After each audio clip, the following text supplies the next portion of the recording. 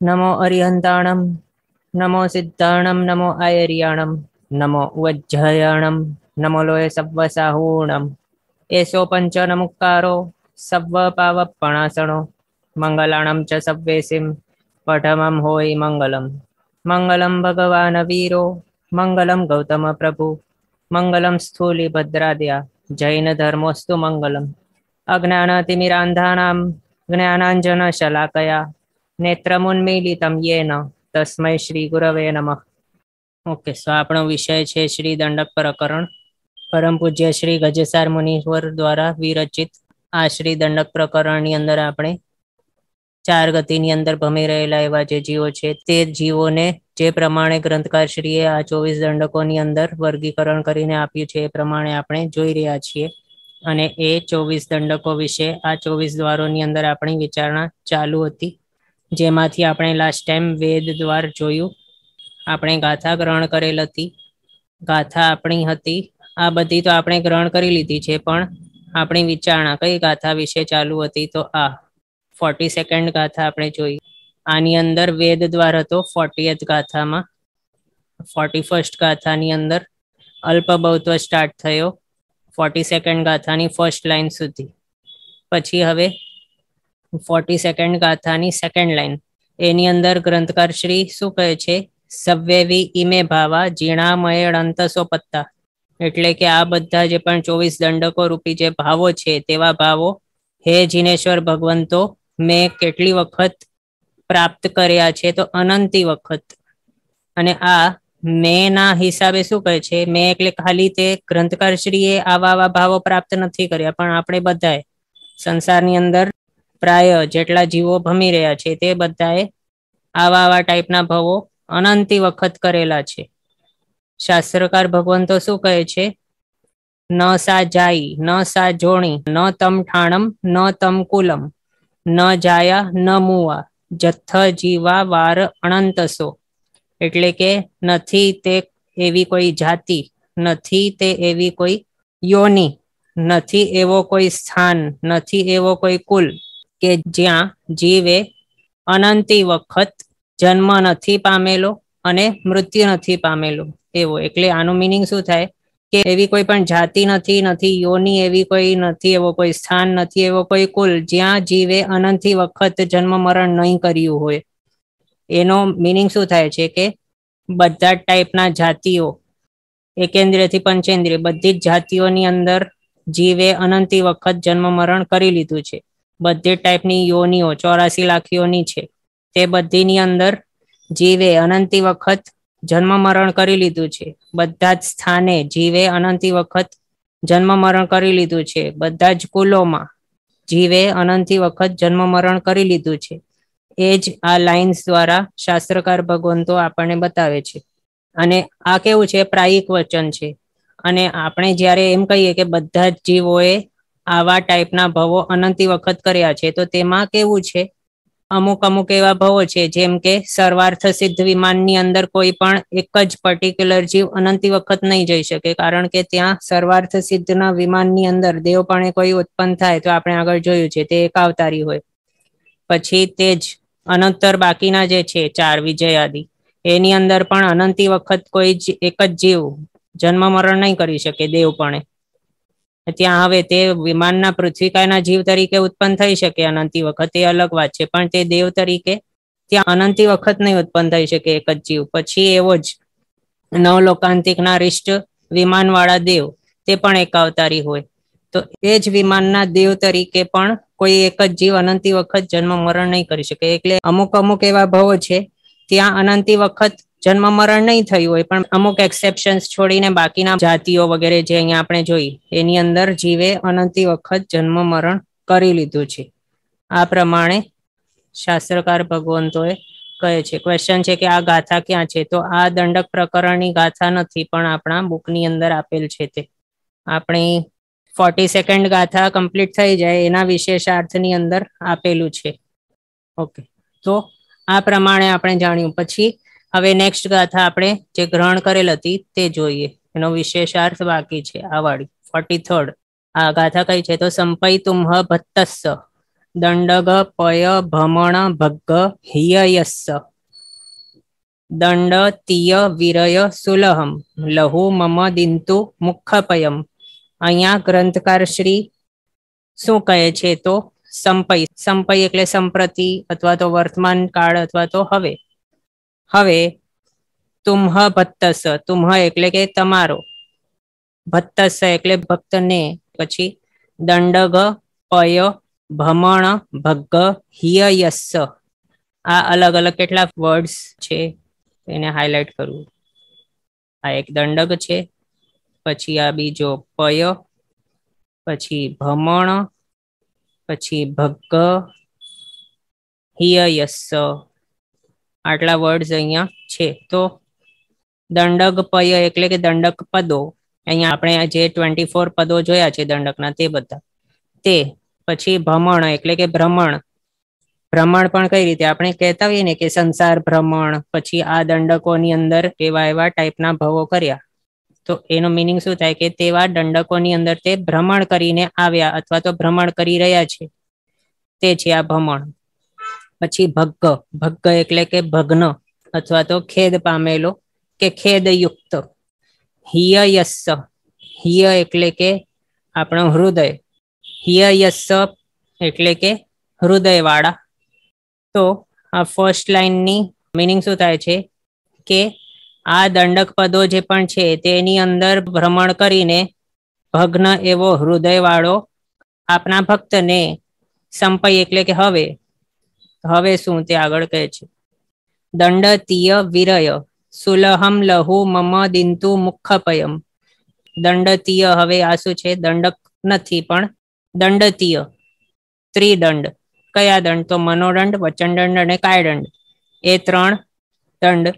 એનાથી વિરય એટલે કે વિરક્ત થયેલા અથવા તો વીરતી કે નિવૃત્તિ પામેલા, એટલે મનોદંડ વચનદંડ કાયદંડ થી જેઓએ નિવૃત્તિ લઈ લીધી છે એવા, અથવા તો બીજી રીતે શું કહેવાય કે મનોદંડ વચનદંડ અને કાયદંડ એ 3 દંડથી અટકીને પછી જે સુલભ થાય એવો, સુલહમ એટલે સુલભ એટલે કે ઇઝીલી મળી શકે એવો. લહુ, લહુ એટલે કે જલ્દીથી કે શીઘ્ર. મમ એટલે કે મને. દિંતુ એટલે કે આપો. મુખપયમ એટલે કે મોક્ષપદ, મુખ એટલે કે મોક્ષ કે મુક્તિ, પય એટલે કે પદ. તો આની અંદર શું બતાવ્યું, 3 દંડની વીરતીથી સહેલાઈથી મળે તેવું મોક્ષ પદ મને આપો શીઘ્રથી અથવા તો જલ્દીથી. આ પ્રમાણે ગ્રંથકાર શ્રી કેવા થઈને કહે છે કે આ દંડક પદોની અંદર ભ્રમણ કરીને ભગ્ન એવા અથવા તો ખેદથી યુક્ત એવા હૃદયવાળા આપના ભક્તને હવે જલ્દીથી શું આપો તો 3 દંડથી વીરતી પામીને જે સુલભતાથી મળી શકે એવો મોક્ષપદ આપો. આ પ્રમાણે ગ્રંથકાર શ્રી અહીંયા કહે છે. અને આની અંદર ગ્રંથકાર શ્રીએ 3 ટાઈપના ટોપિક્સ બતાવ્યા છે આ એક ગાથાની અંદર. તે કયા કયા, તો તેમાં સૌથી પહેલો તો છે દંડક ભ્રમણથી ઉત્પન્ન થયેલો એવો ખેદ. આની અંદર બતાવ્યું છે, ને હાઇલાઇટ કરી લઉં. દંડક પય ભ્રમણ ભગ્ગ હિયયસ્સ, આની અંદર એ બતાવ્યું છે કે ગ્રંથકાર શ્રી હવે કેવા થઈ ગયા છે, તો દંડક પદોની અંદર ભ્રમણ કરીને ખેદયુક્ત થઈ ગયેલા છે અથવા તો દુઃખી થઈ ગયેલા છે. એટલે હવે તેમને આ ભ્રમણ ગમતું નથી, આનાથી છૂટવું છે, આની અંદર કહે છે. તો તેમાં શાસ્ત્રકાર ભગવંતો શું કહે છે, આમ તો કેટલી ગતિઓ છે, 4 ગતિ છે, નરક, તિર્યંચ, દેવ અને મનુષ્ય, 4 ગતિ છે. એમાંથી નરક ગતિ અને તિર્યંચ ગતિ, તેની અંદર દુઃખો ભોગવવાના સ્થાનો છે તે આપણે જાણીએ છીએ. નરક ગતિ કેવો છે, દુઃખદ દુઃખ જ્યારથી ઉત્પન્ન થયા ત્યાંથી કરીને તેનું આયુષ્ય કમ્પ્લીટ નહીં થાય ત્યાં સુધી દુઃખો જ ભોગવવાના છે. ત્યાંને આપણે દુઃખો કહીએ છીએ તો ભૌતિક દુઃખો સમજવાના. આમ કોઈ સમકીતી ત્યાં નરકની અંદર ચાલ્યો જાય તો પણ તે ત્યાં દુઃખી નહીં હોય એટલું, જેટલા બીજા જણો હોય. સમ્યક્ત્વી છે તે ત્યાં શું કરતો હોય, નિર્જરા જ કરતો હોય. અને દુઃખ તો એક રીતે શું હોય તેને, કે તેને આ સંસારની અંદર અવીરતીપણું મળેલું છે હજી સુધી. ક્યારે હું વીરતીમાં આવું, ક્યારે વીરતીમાં આવું, એવા ટાઈપનો તેને દુઃખ તો હોય, પણ જે બહારથી ભૌતિક દુઃખો આવી રહ્યા છે તે તેને દુઃખ રૂપે નહીં લાગે, એવો સમકીતી હોય. પણ એની વાત આપણે નહીં કરીએ તો બાકીના જે છે તે બધા માટે કેવું છે, ત્યાં દુઃખ જ છે. એટલે નરક ગતિ દુઃખમય, દુર્ગતિ એને એના માટે જ કહેવાય છે. પછી નેક્સ્ટ છે આ તિર્યંજ ગતિની અંદર પણ ધર્મ એવો ઇઝીલી મળી શકે નહીં. ત્યાં પણ કેવું છે, પરવશતા જ છે, ઇન્ડિપેન્ડન્સ છે જ નહીં, ડિપેન્ડન્સી છે ત્યાં તિર્યંજ ગતિની અંદર. એ જ રીતે અહીંયા નરક ગતિની અંદર પણ પરવશતાનું દુઃખ જ હોય છે. તિર્યંજમાં એવું જ છે.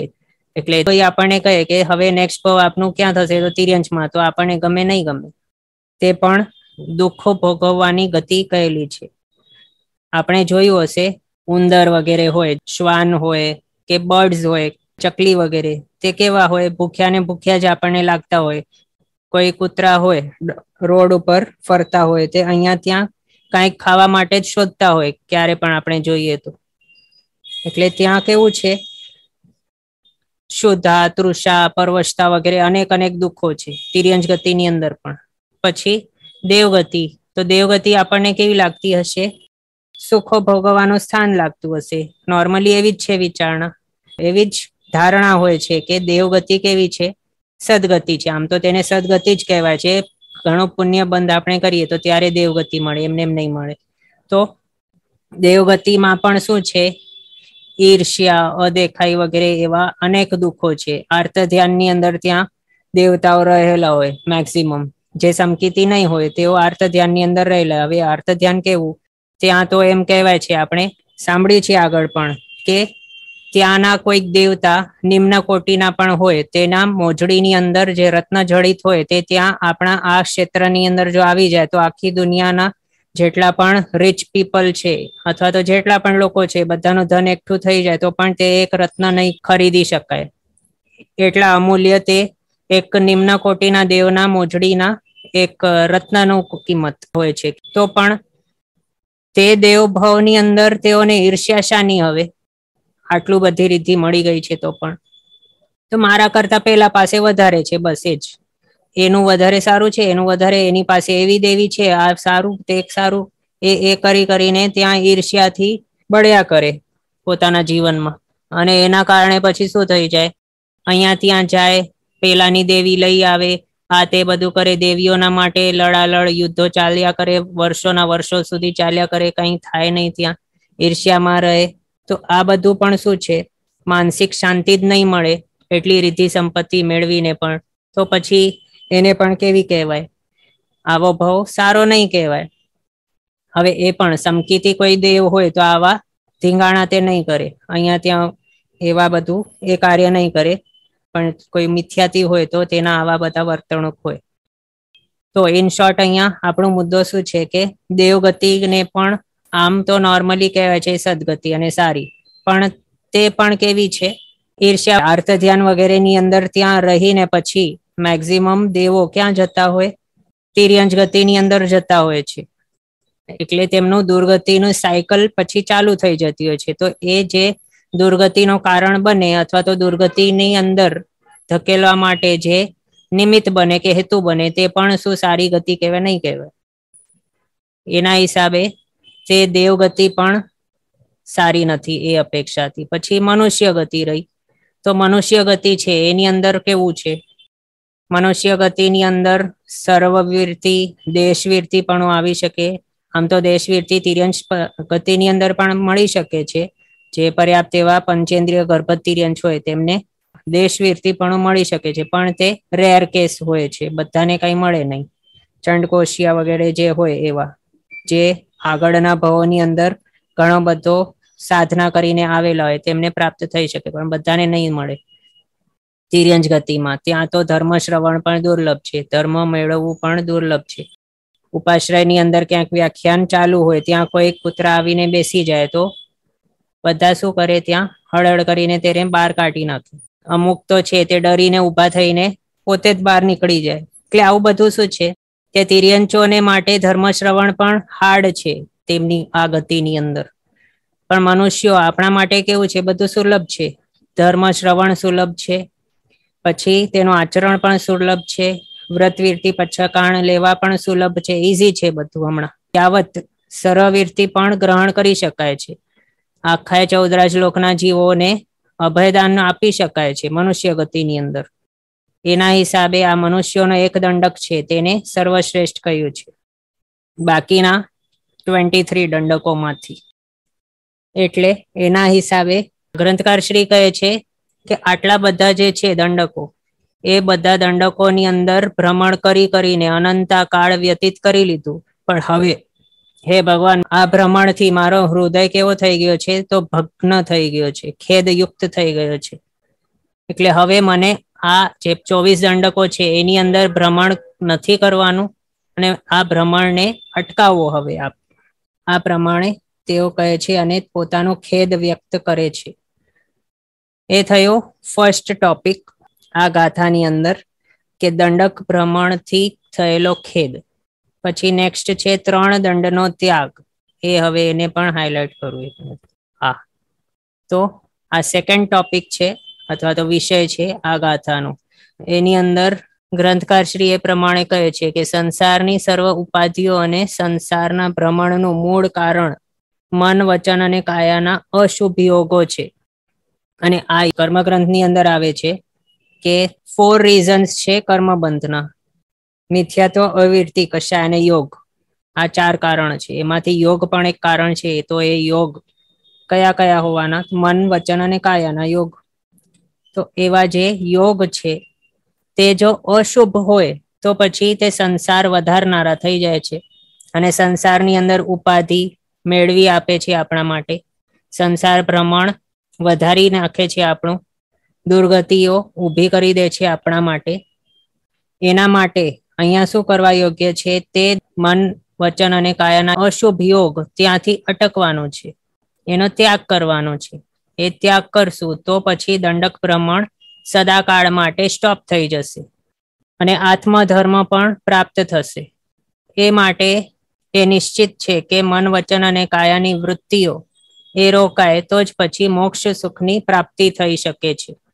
એ નહીં કરીએ આપણે તો પછી મોક્ષ સુખ નહીં મળે. એના માટે અહીંયા દંડતીય વિરય કહ્યું છે, એટલે કે મનોદંડ, વચનદંડ, કાયદંડ, એ 3 દંડોથી વીરતી પામવાની છે કે નિવૃત્તિ પામવાની છે.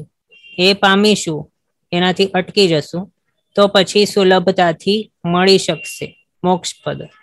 અહીંયા રિક્વેસ્ટ છે કે 4 રીઝન્સ ઓફ કર્મબંધ રિપીટ કરવા. તો મિથ્યાત્વ, અવિરતિ, કષાય અને યોગ, આ 4 રીઝન છે. ઓકે, તો અહીંયા આ આપણે જોયું. એની અંદર શું છે? મનોદંડ, વચનદંડ અને કાયદંડ, એ 3 દંડોથી વિરક્ત થયેલા જીવોને, અથવા તો એ 3 દંડોથી નિવૃત્તિ પામેલા એવા જીવોને, વિરક્ત એટલે કે વીરતી પામેલા, અથવા તો એ 3 દંડથી જે મુકાઈ ગયેલા છે એવા જીવો, તેવા જીવોને સુલભતાથી મળી શકે એવો મોક્ષ મને જલ્દીથી આપો, એ અહીંયા બતાવ્યું. તો એ આપણો થયો સેકન્ડ ટોપિક, દંડતીય વિરય. પછી હવે થર્ડ ટોપિક છે મોક્ષ પદની ઈચ્છા. એ અહીંયા બતાવ્યું. લહુ મમ દિંતુ મુખપયમ, એટલે કે શીઘ્રતાથી મને આપો મોક્ષ પદ. આની અંદર આટલા પ્રમાણમાં, આટલા વર્ડ્સની અંદર ગ્રંથકાર શ્રીએ પોતાની મોક્ષ પદ પામવાની જે ઈચ્છા છે તે પ્રગટ કરેલી છે. આગળ આપણે એ જાણ્યું કે બધા દંડકો છે તે વાસ્તવિક રીતે તો દુઃખ પામવાના જ સ્થાનો છે, પણ સાચું સુખ ક્યાં મળી શકે છે? તો મોક્ષ જ્યારે આત્માને મળે ત્યારે મળી શકે છે. અને મોક્ષ કોઈ સ્થાન એવો નથી કે ત્યાં સિદ્ધશિલાની ઉપર મોક્ષ છે, એટલે આપણે ત્યાં ઉપર ચાલ્યા જઈએ તો આપણો મોક્ષ થઈ ગયું એ કહેવાય, એવું કંઈ નથી. પણ શું છે? મોક્ષ ક્યાં છે? તો આપણા અહીંયા જ છે, આપણા અઢીરીતની અંદર જ મોક્ષ છે. એટલે મોક્ષ અહીંયા પ્રાપ્ત થાય, અને એ મોક્ષ પ્રાપ્ત થઈ ગયો ત્યારે આત્મા ઉપર ચાલ્યો જાય હળવો ફૂલ બનીને, એ રીતે થતું હોય. અને એને બીજા કોઈ સ્થાને જવા માટે કોઈ સ્કોપ જ નથી, એટલે તે ત્યાં જ અઢીદ્વીપના સ્થાનથી ડિરેક્ટલી ઉપર જઈને ત્યાં જ અટકી જાય છે. એના માટે એ સ્થાન ઉપર ક્રિએટ થઈ ગયું છે. કેવું? તો સિદ્ધ સ્થાન, એટલે કે સિદ્ધ ના જીવો તે સ્થાને રહેલા છે એવું સ્થાન. એના માટે છે ત્યાં ઉપર, પણ મોક્ષ ત્યાં ઉપર નથી, અહીંયા આપણા ત્યાં નીચે જ છે, એ સમજવાનું. અને બીજા વર્ષમાં એમ કહીએ તો મોક્ષ એવું કોઈ સ્થાન નથી, પણ આત્માની એવા ટાઈપની અવસ્થા છે. કેવી અવસ્થા? તો બધા જ કર્મોથી મુક્ત થઈ ગયેલો એવો શુદ્ધ આત્મા. તેવા આત્માને કહેવાય કે તે આત્માએ મોક્ષ પ્રાપ્ત કર્યું છે એમ. અને એવી સ્થિતિ કે એવી અવસ્થાને તે પ્રાપ્ત કરી લે તો ત્યારે તે ઉપર પહોંચી જાય છે. ઓકે, તો અહીંયા આપણી એ વાત ચાલુ હતી કે લહુ મમ દિંતુ મુખપયમ. તો એના હિસાબે ગ્રંથકાર શ્રી એ કહે છે કે જે પણ 4 ગતિઓ છે એ બધાની અંદર દુઃખ જ છે. એના માટે આ 4 ગતિ મને ઈષ્ટ નથી, ગમતી નથી, જોઈતી એ નથી. પણ આત્માની જેવી અવસ્થામાં અનંત સુખ પ્રાપ્ત થઈ શકે એવા ટાઈપની મોક્ષ પદની અવસ્થા મને જોઈએ છે. આત્મિક સુખના અભિલાષી છે તેઓ. અને જે પણ આત્મિક સુખના અભિલાષી છે તેમને મોક્ષ પદની ઈચ્છા કરવા યોગ્ય છે. એ પ્રમાણે ગ્રંથકાર શ્રી અહીંયા બતાવ્યું છે આ ગાથાના આ લાઇન્સની અંદર. એટલું આપણે જાણ્યું. હવે નેક્સ્ટ આપણે આગળ જોઈએ. આ ગાથા દંડક પ્રકરણના ગ્રંથની આ છેલ્લી ગાથા છે અને આપણો આજનો 84th ક્લાસ છે. આ ક્લાસ આપણો લાસ્ટેસ્ટ ક્લાસ છે. તો આ જોઈએ. સિરી જીર્ણહંસ મુનિસર રજ્જે સિરી ધવલચંદ સીસેણ ગજસારેણ લિહિયા એસા વિન્નતિ અપહિયા. તો આની અંદર ગ્રંથકાર શ્રીએ શું શું કહ્યું છે? તો સિરી જીર્ણહંસ મુનિસર રજ્જે એટલે કે સિરી એટલે કે શ્રી, જીર્ણહંસ, જીર્ણહંસ એ આચાર્ય ભગવાનનું નામ છે. અને આ આચાર્ય ભગવાન છે એ ક્યાંથી ખબર પડી? તો મુનિસર, આ મુનિ પ્લસ ઈશ્વર છે એટલે મુનીશ્વર. તો મુનિઓના ઈશ્વર એટલે કે આચાર્ય ભગવંત. તો શ્રી જીર્ણહંસ સુરીશ્વરજી તે પણ આપણે કહી શકીએ, અથવા તો શ્રી જીર્ણહંસ મુનીશ્વર, તેઓના રજ્ય એટલે કે તેઓના રાજ્યમાં કે શાસનમાં. તો આગળ કહે છે કે સિરી ધવલચંદ સીસેણ એટલે કે શ્રી ધવલચંદ, ધવલચંદ અથવા તો ધવલચંદ્ર નામના મુનિ ભગવંત હતા. તેમના સીસેણ એટલે કે તેમના શિષ્ય. કોણ? તો ગજસારેણ લિહિયા, ગજસાર નામના મુનિવર. આપણે દરરોજ આપણા ક્લાસના સ્ટાર્ટિંગમાં એમનું નામ કહેતા હોઈએ. તો એવા ગજસાર મુનિ દ્વારા અથવા તો એવા ગજસાર મુનિ વડે લિહિયા એટલે કે લિખિત એસા વિન્નતિ અપહિયા, એસા એટલે કે આ, વિન્નતિ એટલે કે વિજ્ઞપ્તિ, અપહિયા એટલે કે આત્મહિતવાળી અથવા તો પોતાના હિતવાળી છે. આ પ્રમાણે અહીંયા ગ્રંથકાર શ્રીએ કહ્યું છે અને એને આપણે જોઈએ. 1 મિનિટ. તો આ રહી આપણી ગાથા નંબર 44. આ આપણે જોઈ. એની અંદર એ કહેલું છે કે આત્મહિત કરનારી આ વિજ્ઞપ્તિ શ્રી જીર્ણહંસ મુનીશ્વરના રાજ્યમાં શ્રી ધવલચંદ્ર મુનિના શિષ્ય શ્રી ગજસાર મુનિએ લખેલી છે. આ પ્રમાણે ગ્રંથકાર શ્રી અહીંયા 44th ગાથાની અંદર આપણને બતાવ્યું છે અને એનો અર્થ શું છે તો આ અહીંયા આપણે જોઈ લઈએ. આ પ્રકરણના કરતા શ્રી ગજસાર મુનિ શ્રી જીર્ણહંસ સુરીશ્વરજી નામના આચાર્ય ભગવંતના રાજ્યમાં એટલે કે શાસનમાં થયા છે. શ્રી જીર્ણહંસ સુરીશ્વરજી ખરતર ગચ્છના આચાર્ય હતા તથા શ્રી ગજસાર મુનિ શ્રી ધવલચંદ્ર મુનિના શિષ્ય હતા. તેઓ સંવિઘ્ન પંડિત એવા શ્રી અભયોદયણી ની પાસે લાલન પાલન થયેલા એટલે કે તેમની પાસે દીર્ઘકાળ રહેલા હતા. અને તે શ્રી ગજસાર મુનિ તેઓએ જ આ શ્રી દંડક પ્રકરણની રચના કરેલી છે. એ પ્રકરણના સ્વરૂપમાં શ્રી 24 જીનેન્દ્ર ભગવંતોના, જીનેન્દ્રો એટલે કે આપણા તીર્થંકર ભગવંતો, તેમની સ્તુતિ એટલે કે વિજ્ઞપ્તિ વિનંતી કરી છે. અને તે વિજ્ઞપ્તિ અવશ્ય આત્મકલ્યાણ વાળી છે. કારણ કે ગ્રંથ રચનામાં પર એટલે કે બીજા જીવોનું કલ્યાણ ભજનીય એટલે કે વિકલ્પે થાય પણ અથવા તો ન થાય, અનિયત છે. અને સ્વકલ્યાણ તો અવશ્ય થાય છે. આ પ્રમાણે અહીંયા ગ્રંથકાર શ્રીએ આપણને બતાવ્યું છે. અને તેમનું ઘણો ઉપકાર છે આપણા ઉપર કે તેઓએ આવી રચના કરી છે, જેના કારણે આપણે આટલું આપણું સમ્યક જ્ઞાન ભણી શક્યા છીએ. ઓકે, ક્વેશ્ચન છે થર્ડ વિષય ઓફ 43rd ગાથા. 43rd ગાથાનો ત્રીજો વિષય હતો મોક્ષપદની ઈચ્છા. બીજો ક્વેશ્ચન છે કે પ્રમાદ. હા, તો એ આપણે કર્મબંધના હેતુ એ જોઈ રહ્યા હતા. એની અંદર મિથ્યાત્વ, અવિરતિ, કષાય અને યોગ, આ 4 કારણ આપણે કયા, તો તે કર્મ ગ્રંથના હિસાબે આ 4 કારણ છે. અને તત્વાર્થાધિગમ સૂત્ર આપણે કહીએ તો તેના હિસાબે પ્રમાદ 5મો કારણ છે. એટલે મિથ્યાત્વ, અવિરતિ, પ્રમાદ, કષાય અને યોગ, આ 5 કારણો કહેવાય છે. એની અંદર હવે આપણને એવું નહીં વિચારવું કે પ્રમાદ એ કારણ નથી માનતા શું કર્મ ગ્રંથકારશ્રી, તો એવું નથી, એ ઇન્ક્લુડેડ જ છે, પણ ડાયવર્સિફાય કરીને રાખેલું છે. મુખ્ય જે 4 કારણ બતાવ્યા ને, મિથ્યાત્વ, અવિરતિ, કષાય અને યોગ, એની અંદર પ્રમાદ એની અંદર જ આવી ગયેલું છે. એટલે એ પણ કારણરૂપ તો છે, પણ એને અલગથી નથી બતાવતા. ઓકે, હા, એ આપણે આટલા સુધી જોયું. અને બીજા ટેબલ બતાવવાનું બાકી છે, એ જોઈ લઈએ. 43rd ગાથાની અંદર આપણે આ 3 ટોપિક્સ જોયા, એટલે કે આ 3 વિષયો જોયા, તે આપ અહીંયા જોઈ શકો છો. પછી શોર્ટમાં જે પણ આપણે જોયા ને 24 દ્વારો, તે આપણા મહેસાણાની બુકની અંદર આપેલ છે આ ટેબલ રૂપે, તે આપ ત્યાંથી જોઈ શકો. તે જ સેમ અહીંયા આપણે બતાવીએ છીએ. 24 દંડકોના નામો, કયા દંડકને કેટલા શરીર કયા કયા હોય તે અહીંયા લખ્યા છે. મૂળ શરીર કેટલી અવગાહના વાળા હોય જગન્યથી, અને ઉત્કૃષ્ટ અવગાહના કેટલી હોય છે તેના મૂળ શરીરની તે. પછી આ ઉત્તર વૈક્રિય શરીર, એ પણ જગન્યથી એની અવગાહના કેટલી, ઉત્કૃષ્ટથી તેની અવગાહનાઓ કેટલી. પછી આ ઉત્તર વૈક્રિય શરીરનો કાળ કેટલું. આ સંઘયણ દ્વાર ત્રીજો, કોને કેટલા સંઘયણ હોય કે નહીં હોય તે. પછી સંજ્ઞાઓ કોને કેટલી હોય તે.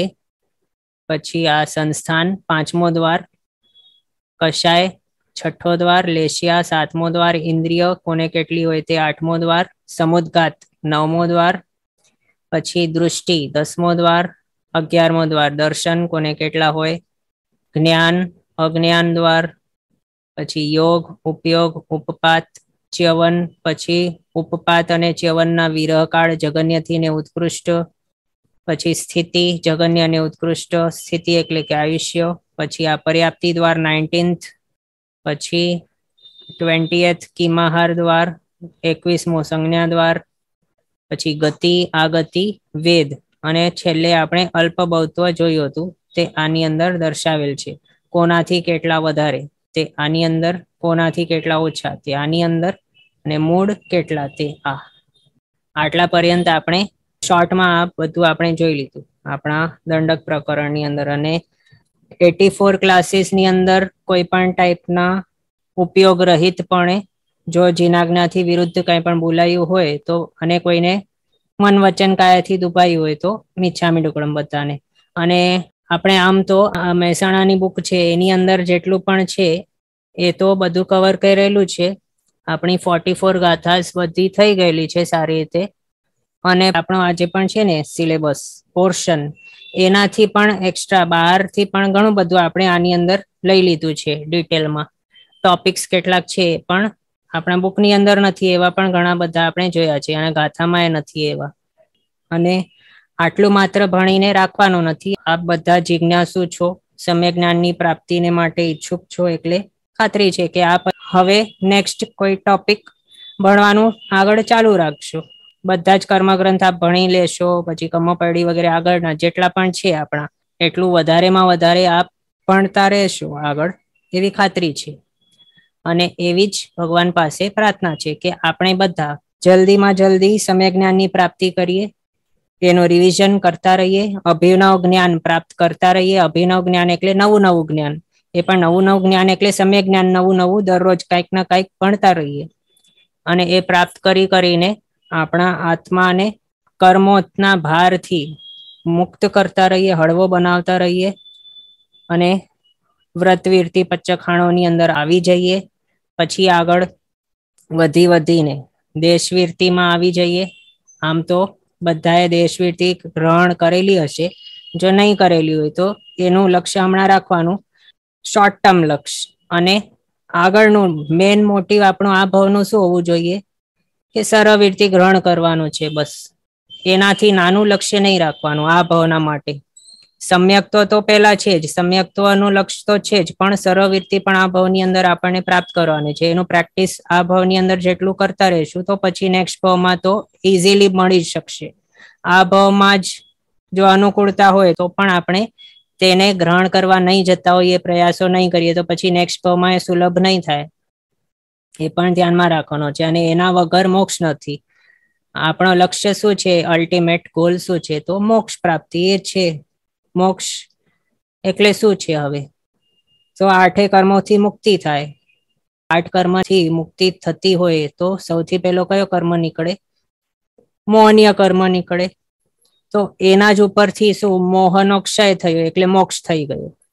આ પ્રમાણેનો શબ્દ પ્રયોગ થતું હોય એના હિસાબે મોક્ષ વર્ડ ફોર્મ થઈ ગયું છે. એટલે મોહનીય કર્મનો ક્ષય થયો એક વખત એટલે કન્ફર્મ છે, ગેરંટીડ હવે મોક્ષ મળી જ જશે આ જ ભવની અંદર. એમ એટલે આપણે આ ભવની અંદર તો નહીં પ્રાપ્ત કરી શકીએ મોક્ષ, પણ નેક્સ્ટ ભાવમાં મહાવિદ્ય ક્ષેત્રની અંદર એવા સિમંદર સ્વામી પાસે આપણે જન્મ લઈએ, ત્યાં તેમના હાથે આપણી દીક્ષા થાય અને આગળ એમના દ્વારા પ્રરૂપિત એવા ધર્મના આચરણ દ્વારા આપણે આગળ આપણા કર્મો જે છે મોહનીય કર્મો એનાથી મુક્ત થઈએ, એનો ક્ષય કરી લઈએ સંપૂર્ણપણે. યથાખ્યાત ચારિત્ર આપણે પ્રાપ્ત કરી લઈએ નેક્સ્ટ ભાવમાં, એ પણ ક્ષાઇક ટાઈપનું. અને પછી આપણો નેક્સ્ટ ભાવમાંથી જ મોક્ષ થઈ જાય એવી જ ભાવના છે આપણે આપણા બધાને. એના માટે લક્ષ્ય આપણને સેટ કરીને રાખવાના. ઓકે, અહીંયા ક્વેશ્ચન છે કે જૂની બુકની અંદર લેશિયા પર્યાપ્તિ નથી. આ તો એમાં કેવું છે, એક આગળ પાછળ છે, આ બુકનો જ છે પીડીએફ. 1 મિનિટ, એમાં આપને છે ને એક કરેક્શન કરાવી દઉં. અહીંયા જુઓ, આની અંદર શું થઈ ગયું છે, ચ્યવન છે. અહીંયા પહેલા હતું આ છે ઉપપાદ 16 નંબરનો, પછી અહીંયા છે ચ્યવન, પછી અહીંયા સ્થિતિ આપી દીધી છે, પછી વિરહ કાળ છે. અને આ વિરહની અંદર અહીંયા પર્યાપ્તિ લખી દીધું છે. વિરહ કાળ કોઈ અલગ દ્વાર નથી 19th, પણ વિરહ કાળ અહીંયા હોવું જોઈએ, અહીંયા વચમાં. અને આ પર્યાપ્તિ છે તે 19th દ્વાર છે. અને આ ઉત્કૃષ્ટ જે લખેલ છે વિરહ કાળનું છે ઉત્કૃષ્ટ. અને અહીંયા નેક્સ્ટ પેજ ઉપર જુઓ, જગન્ય, અહીંયા માત્ર કાળ લખેલું છે, તો આ કાળ શું છે? આ વિરહ કાળ એ છે. આ જગન્ય વિરહ કાળ અને પેલા પેજ ઉપર ઉત્કૃષ્ટ વિરહ કાળ.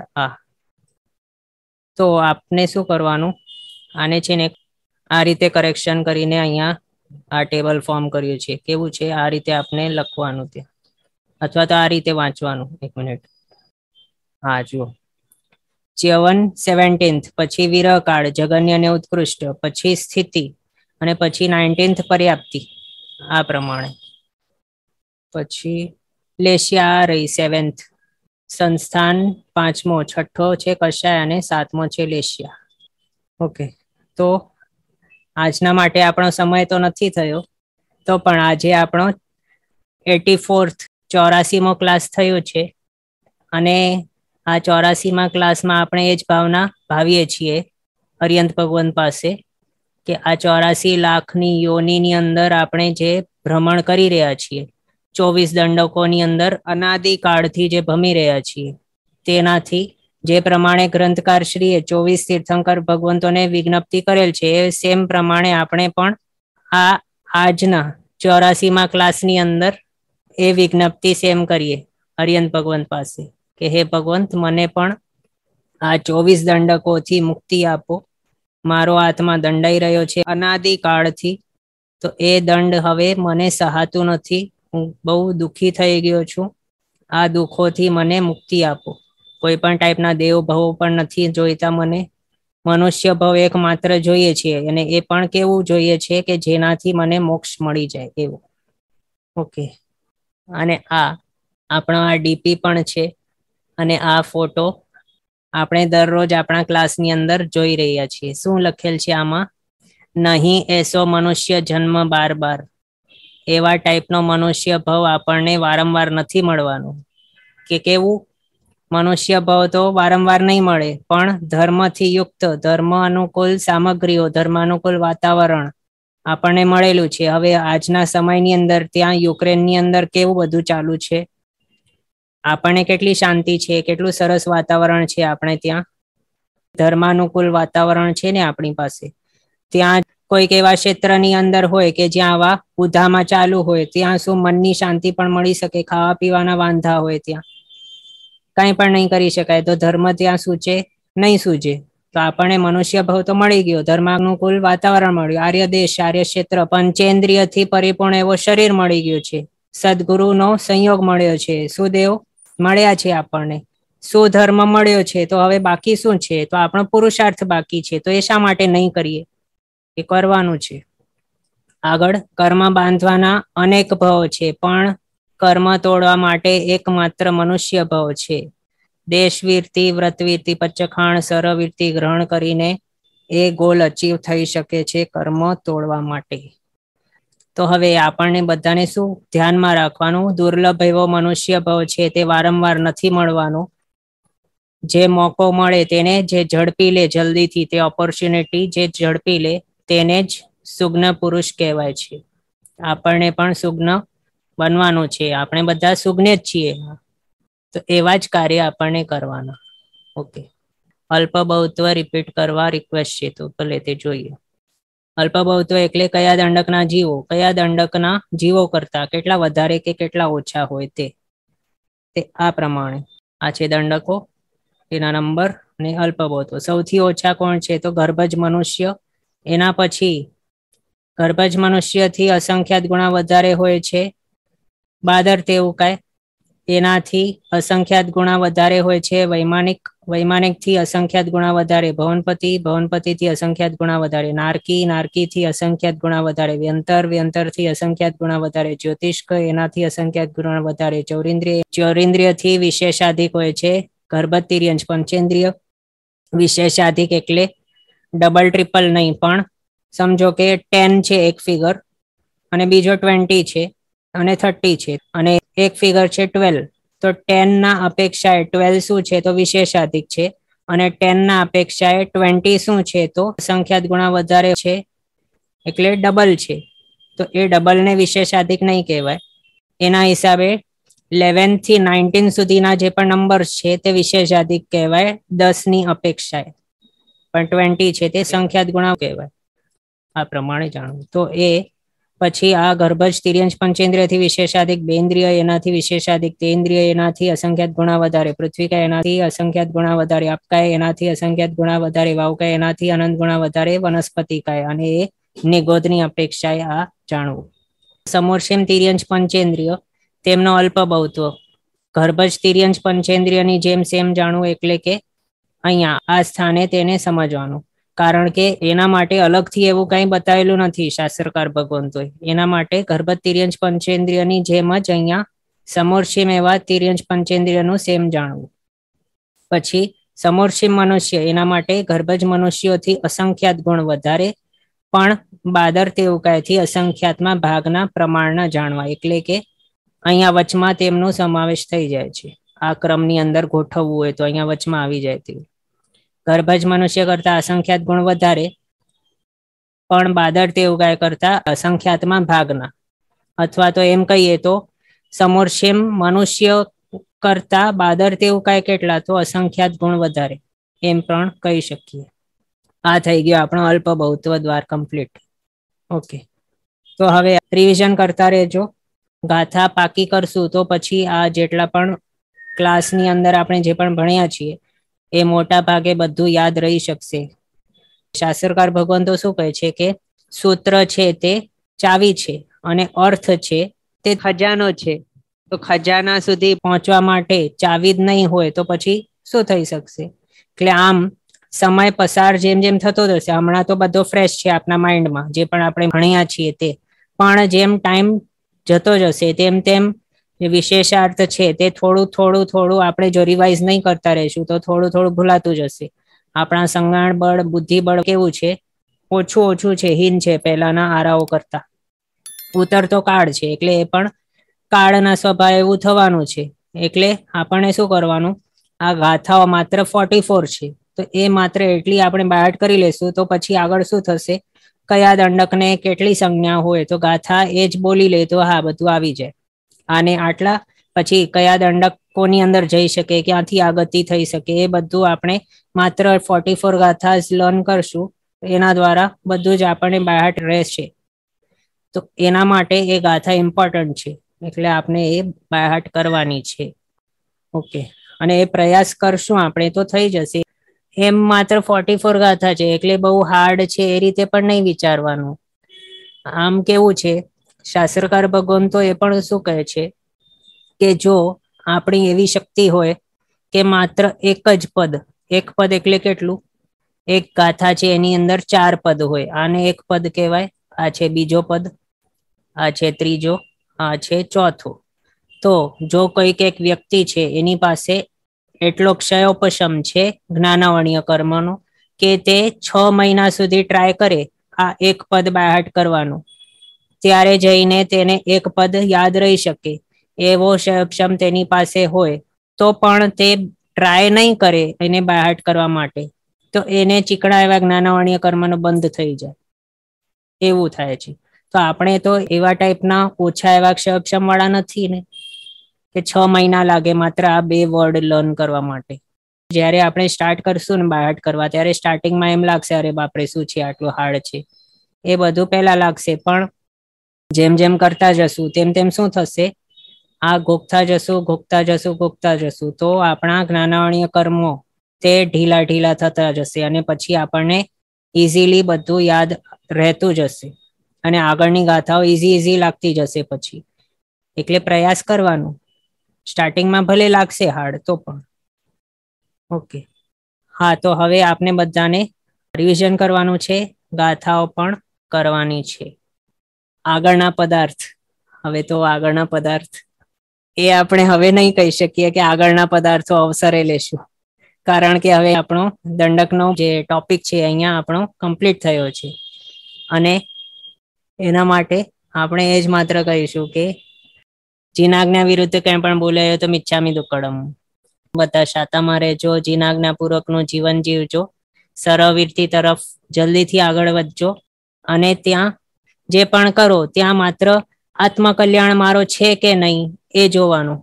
કોઈ પણ ક્રિયા આપણે કરતા હોઈએ, ક્રિયા એટલે કાંઈ પણ પ્રવૃત્તિ, કોઈ પણ પ્રવૃત્તિ કરીએ એની અંદર જોવાનું કે આ હું કરીશ તો પછી મારા આત્માનો કલ્યાણ છે કે અહિત છે, હિત છે કે અહિત છે, મારો આત્મા આ પ્રવૃત્તિ દ્વારા કોઈક એવા કર્મોથી બંધાઈ જશે કે શું થશે. અને જો એવું લાગે કે આના દ્વારા, આ પ્રવૃત્તિ દ્વારા મારો આત્મા બંધાઈ જશે એવા ખરાબ કર્મોથી કે જે મારા સંસારને વધારી નાખશે, તો પછી નહીં કરવાની તે ક્રિયા.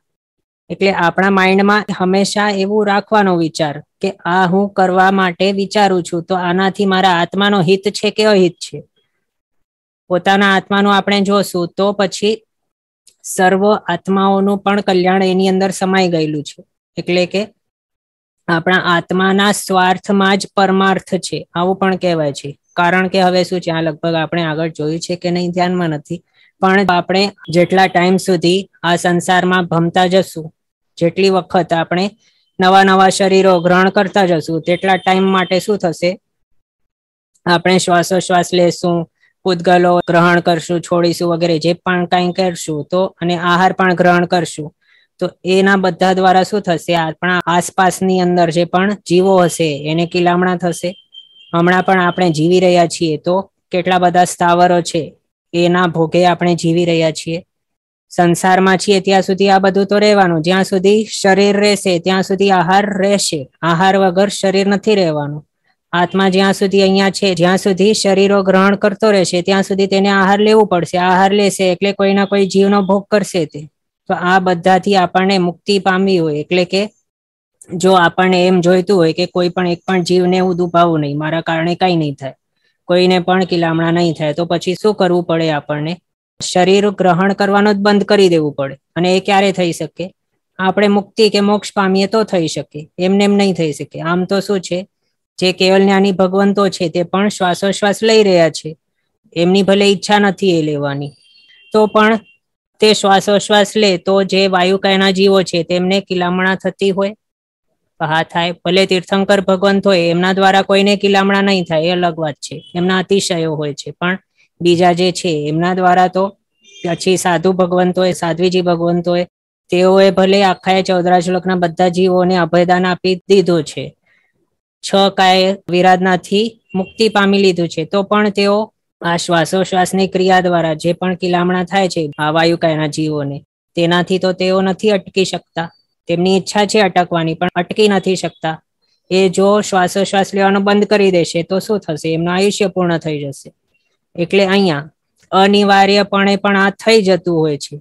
એને પણ અટકાવવું હોય તો શું કરવું પડે? એવા શરીર જ લેવાનું બંધ કરવું પડે. એ ક્યારે થઈ શકે? તો આપણો મોક્ષ થાય ત્યારે.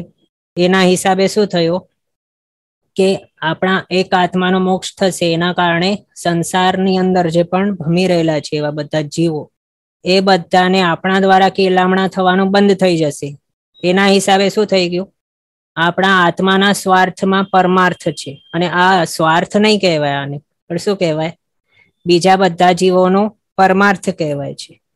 ઓકે, તો હવે બીજું એ પણ ધ્યાનમાં રાખવાનું છે કે જે પણ કષાયો હોય ને એને મંદ કરવાનું ટ્રાય કરતા જવું ક્યારે પણ. આપણે બધા કેવા છીએ? છદ્મસ્ત છીએ, મૌન્ય કર્મથી આવૃત છીએ, આપણો આત્મા એનાથી લિપ્ત છે, તો પછી કષાયો તો રહેવાના, હમણાં મંદ તો રહેવાના. તો એને શું કરવાનું? હમણાં ટ્રાય કરવાનું ઓછા ઓછા થાય, મંદ કષાયો થાય, તીવ્ર એવા કષાયો નહીં કરવાના. અને શું કરવાનું? અપ્રશસ્ત કષાયોથી દૂર રહેવાનું. પ્રશસ્ત કષાયોને શું કહેવાયું છે કે તે આપણા જીવને આગળ વધારવા માટે હમણાં યુઝફુલ થઈ શકે છે, એવા છે પ્રશસ્ત કષાયો. પુણ્યબંધના કારણો તેને કહેવાય છે. એટલે આ અમુક છે ને એવા પોઈન્ટ્સ આપને યાદ રાખવાનું. અને બીજું, પ્રશસ્ત કષાય ક્યારે કહેવાય, કોને કહેવાય? તો મુક્તિના સાધન કે મુક્તિના આલંબન જે પણ હોય એને પ્રાપ્ત કરવા માટે આપણા અધ્યવસાય હોય, પછી એ પ્રાપ્ત થાય ત્યારે આપણને ગમાનું ફિલિંગ થાય, એટલે કે ગમતું હોય. એટલે ફોર એક્ઝામ્પલ સુદેવ, સુગુરુ, સુધર્મ, એનું પ્રાપ્તિ થાય આપણને, તો આપણને સારું લાગે. અને એમની પાસે સુદેવથી પ્રરૂપિત એવો સુધર્મ, એ સાંભળવા માટે સુગુરુની પાસે જઈએ, અને એ સમ્યક જ્ઞાનની પ્રાપ્તિને માટે આપણે પ્રયાસો કરીએ, અને એના પ્રત્યે આપણને ગમાની ફિલિંગ હોય, એ ગમતું હોય, તો પછી એને શું કહેવાય? પ્રશસ્ત રાગ તરીકે આપણે કહી શકીએ. તો એવા પ્રશસ્ત રાગ કોને હતું? ગૌતમ સ્વામીજીને હતું, મહાવીર સ્વામી ઉપર. તો આપણું મેઇન વાત એ હતી કે પ્રશસ્ત કષાયો એ હમણાં કરી શકીએ આપણે, પણ અપ્રશસ્ત કષાયોથી તો દૂર જ રહેવાનું છે. અને બસ એ જ કહેવાનું હતું. અહીંયા સુધી આપણો શ્રી દંડક પ્રકરણનો વિષય સંપૂર્ણ થયો છે. જેના આજ્ઞા વિરુદ્ધ કંઈ પણ બોલાય તો મિચ્છામિ દુક્કડમ. સર્વમંગલ માંગલ્યમ સર્વ કલ્યાણ કારણમ પ્રધાનમ સર્વ ધર્માણામ જૈનમ જયતિ શાસનમ. પ્રણામ. બધા શાતામાં રહેજો, જીનાજ્ઞાપૂર્વકનું જીવન જીવજો, સર્વવીરતી તરફ આગળ વધજો. અને પાછું એક વખત મન વચન કાયાથી જાણતે અજાણતે કોઈને પણ દુભાવ્યું હોય તો મિચ્છામિ દુક્કડમ.